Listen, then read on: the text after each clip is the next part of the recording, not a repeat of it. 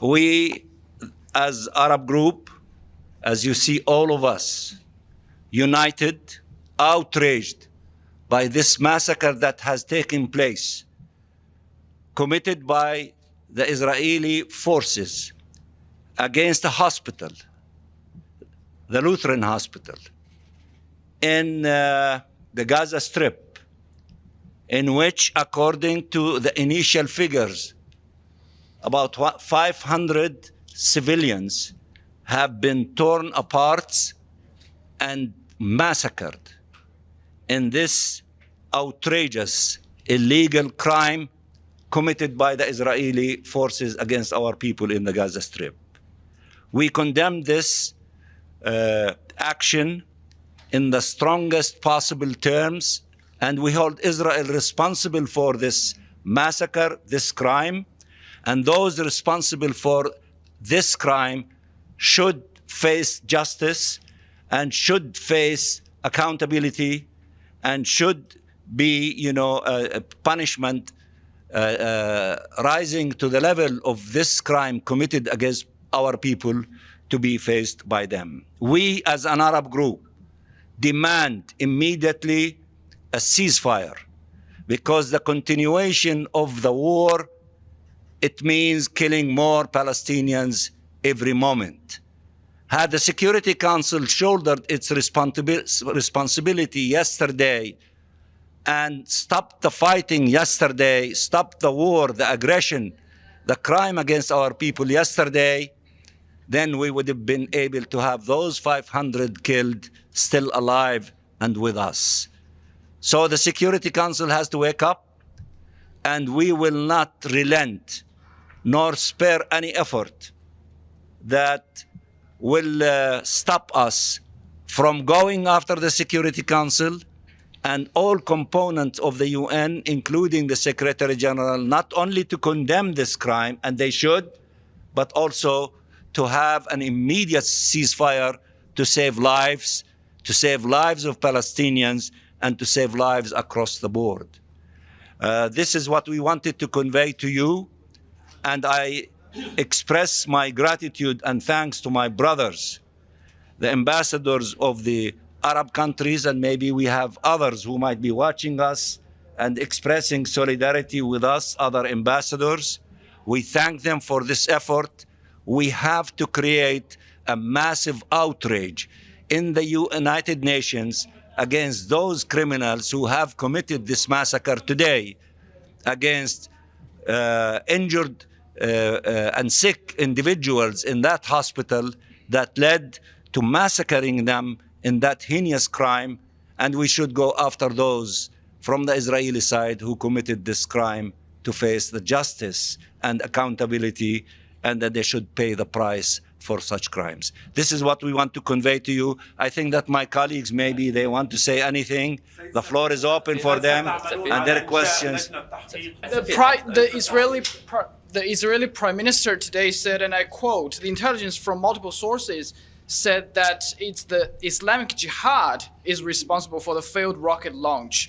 Your response? He is a liar.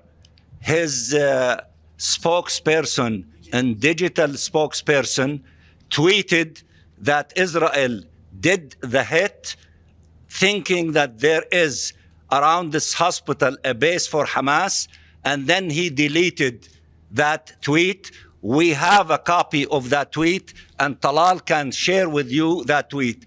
Now they change the story to try to blame the Palestinians. It is a lie, and the Israeli spokesperson of the army, about a week ago, made a statement in which he said, evacuate the hospitals are target, and in fact they hit one hospital a week ago. So their intentions is evacuate or hospitals will be hit, and they are responsible for that crime, and they cannot fabricate stories to deal with it. I'll ask you in English for the benefit of all of us. Okay. Now, Abu Mazen has cancelled his participation in the summit in Jordan and returned back to Ramallah. Just minutes ago, the foreign minister and deputy prime minister of Jordan has announced the cancellation of the full summit your reaction to the cancellation of the four-part summit in Jordan. And by the way, concerning the bombing of the hospital, Israel has warned all the hospitals in the area last week that they will bomb them if they don't evacuate. And many managers of these hospitals have already told the Israelis they have about 600 people in intensive care and they can't move them. They have no fuel to move them even. And they hit the same hospital, a small hit, last week. Right. So to say today that it's and the confession of Hanania Naftali, who's a digital spokesman of Netanyahu, on Twitter, that they hit it because they thought it was a base for Hamas, and then he deleted it after the cooking of the story of Hezbollah rocket. All this really point out to the guilt. Why do you delete a tweet confessing to the bombing of the hospital if Jihad al-Islami did that? So we'd like to have your comments on the cancellation of the four-side summit in Amman. And the fabrication story, you're correct. I have nothing to add to it.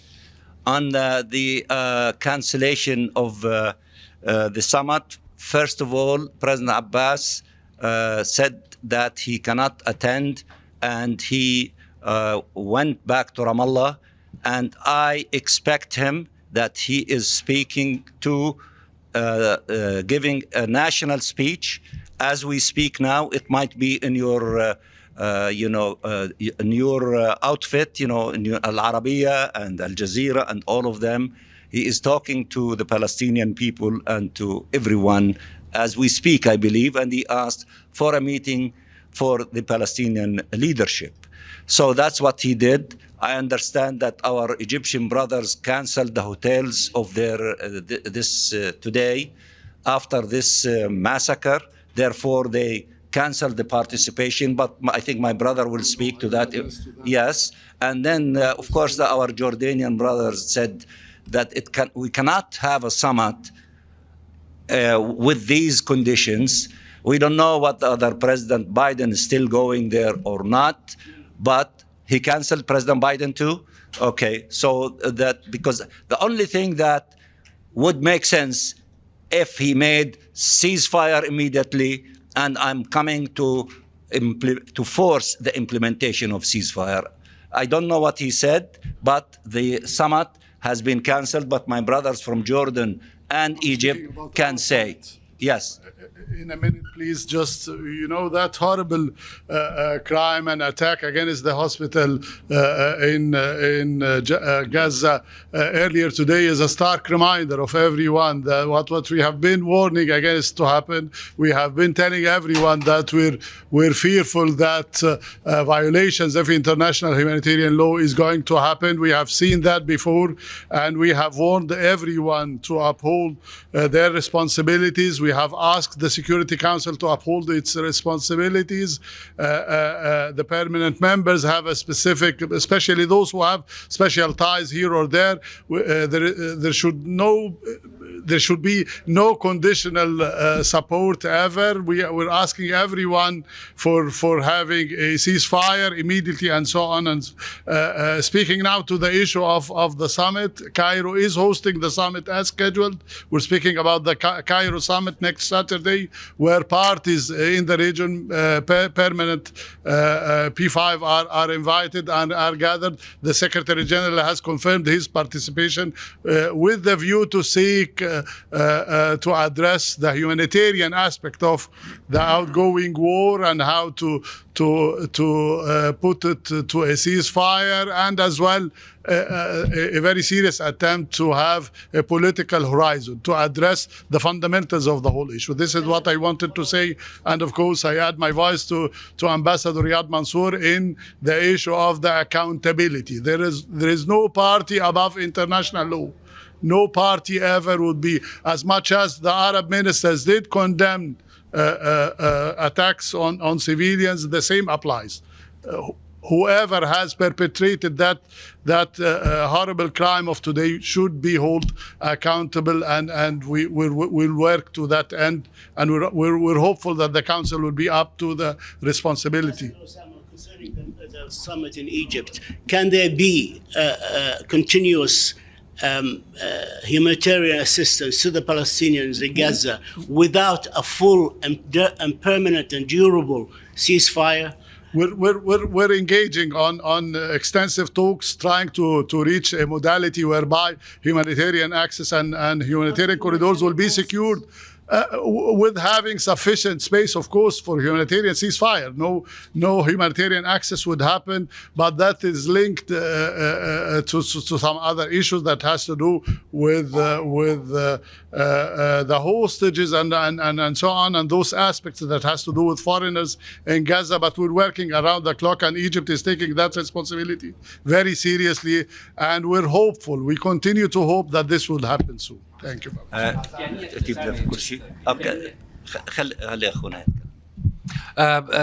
Thank you, colleagues, for coming. As a chair of the Arab group for this month, I would like to reflect the common Arab position that we are condemning this massacre that took place against innocent civilians.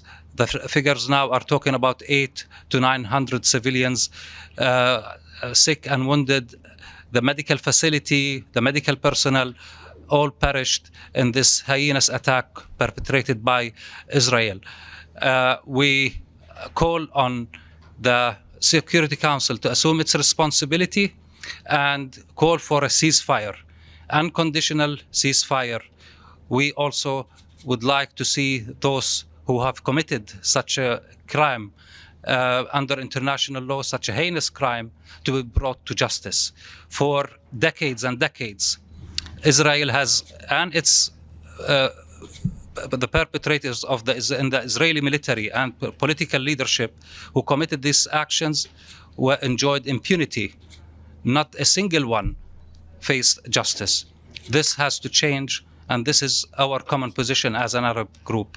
We think it is very important that we concentrate, the Security Council concentrate on ceasefire and to allow humanitarian medical access into Gaza, and also at the same time stop any mass transfer of the population, which is one of the intent of those who perpetrated it, is to induce this mass movement. You heard, all of you have heard the Israeli officials in the past few days and past week who called on people to move to the south, and that the facilities, the medical facilities, have to be evacuated.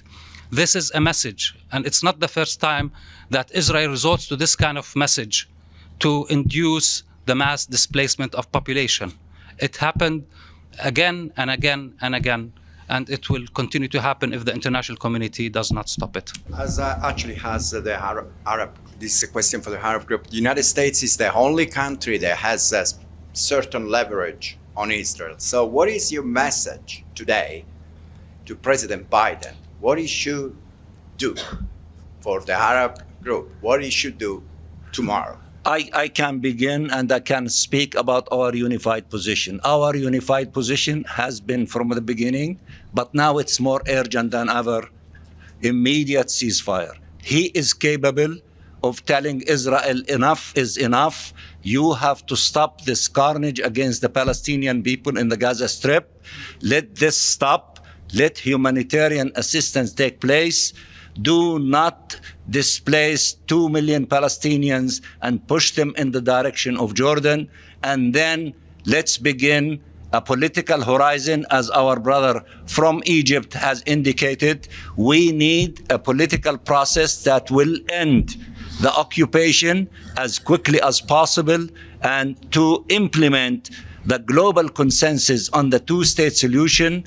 Our state will be on the 4th of June of 1967 borders with East Jerusalem as its capital. If we start as quickly as possible moving in the direction of that option, where there is global consensus around it, then it means that those who are stubborn, who think that they can solve the problem by eliminating the Palestinian people to wake up and to see that the only possible option is to end the occupation and to allow for the two-state solution to take place.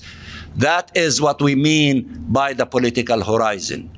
You cannot deal with the political horizon while the bloodshed is taking place and the massacres taking place as we see them. President Biden is a powerful leader.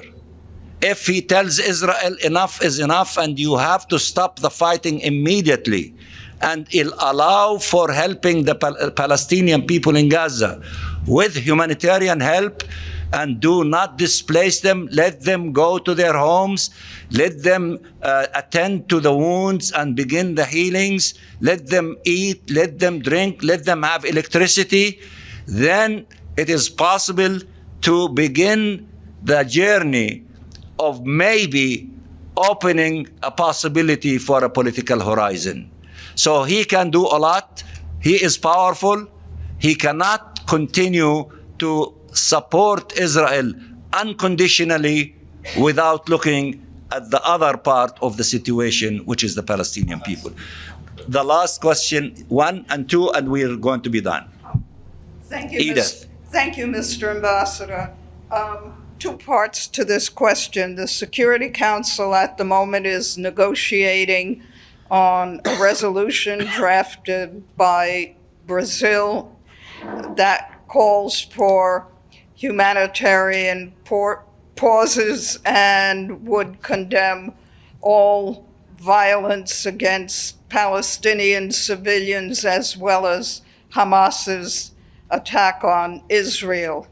Is this something that the Arab group supports? And Russia and the United Arab Emirates have called for an emergency meeting of the Council tomorrow morning. What would you hope would come out of that? Thank you. Let me just repeat that we, as the Arab group, have been united around 3 objectives. Stop the onslaught, meaning ceasefire, permanent. 2, to allow for having, humanitarian assistance to reach every part of the occupied Gaza Strip. And thirdly, not to allow displacement, forcible displacement to take place. Our position did not change as an Arab group, but after the massacre now, there is no objective higher than the objective of immediate ceasefire. Because, the continuation of the war, it means the continuations of victims and people killed and children killed and women and elderly and sick and so on and so forth. Saving life is the most important thing. Those who have a clear conscience, those who are upholders of international law, should say it is now the time for a ceasefire to stop, for the aggression against the Palestinian people in Gaza to stop. So we will not show any leniency on this issue.